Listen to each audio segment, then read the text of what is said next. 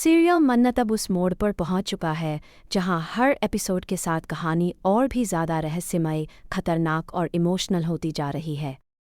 बीते एपिसोड तक जो किरदार अपने आप को सबसे ऊपर समझते थे, अब वही अपने अतीत के बोए हुए कर्मों का फल भुगतने वाले हैं।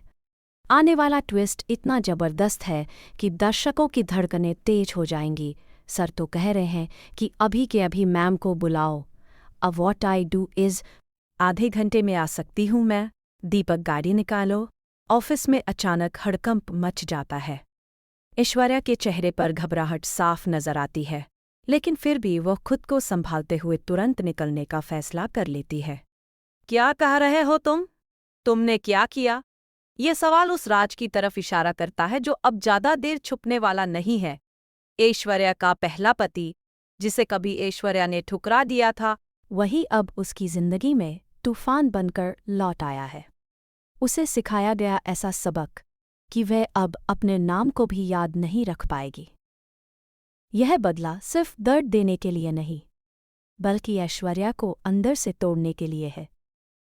जी हाँ दोस्तों, सीरियल मन्नत में आने वाला है एक बड़ा धमाकेदार ट्विस्ट। ये ट्विस्ट पूरी कहानी को पलट कर रख देने वाला है।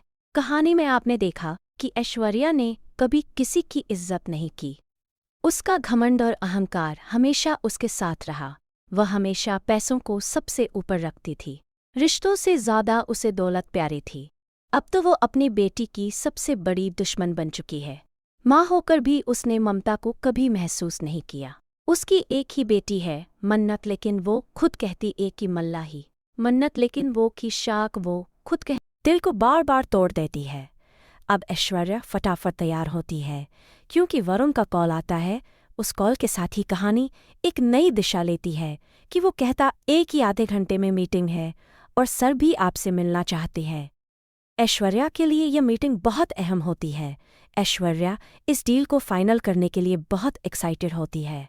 उसे अंदाज़ा भी नहीं है कि वो किस जाल में फंसने जा रही है। दूसरी ओर ऐश्वर्या का पहला पति कहता है कि उसे यह पता नहीं चलना चाहिए कि वो किससे मिलने जा रही